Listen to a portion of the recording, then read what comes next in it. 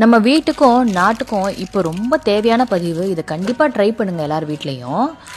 ஒவ்வொரு வீட்டிற்கும் தினமும் குறைந்தது 10 முதல் 20 பிளாஸ்டிக் கவர்கள், அதாவது எண்ணெய் கவர்கள், பால் கவர்கள், மளிகை பைகள், ஷாம்பு, சோப்பு, மேகி, குர்குரே போன்றவை கிடைக்கின்றன. உங்கள் குழந்தைகள் அந்த கவர்களை தினமும் குப்பை தொட்டிலுக்கு போடுவதற்கு பதிலாக இப்போ எப்படி நம்ம உண்டியல்ல காசு போடுறோமோ அந்த மாதிரி தண்ணீர் பாட்டிலில் வைக்குமாறு ஊக்குவிக்குமாறு கேட்டுக்கொள்கிறோம். வாரத்திற்கு ஒரு முறை பாட்டிலை நிரப்பி சரியான மூடியுடன் குப்பை தொட்டியில் வைக்கலாம். இவ்வாறு செய்வதன் மூலம் விலங்குகள் சிதறிய பிளாஸ்டிக் கவர்களை சாப்பிடாது.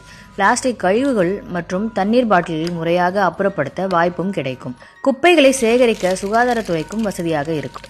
இந்த பாட்டில்களை சுற்றுச்சூழல் மற்றும் செங்கற்களை உருவாக்கவும் பயன்படுத்தலாம்.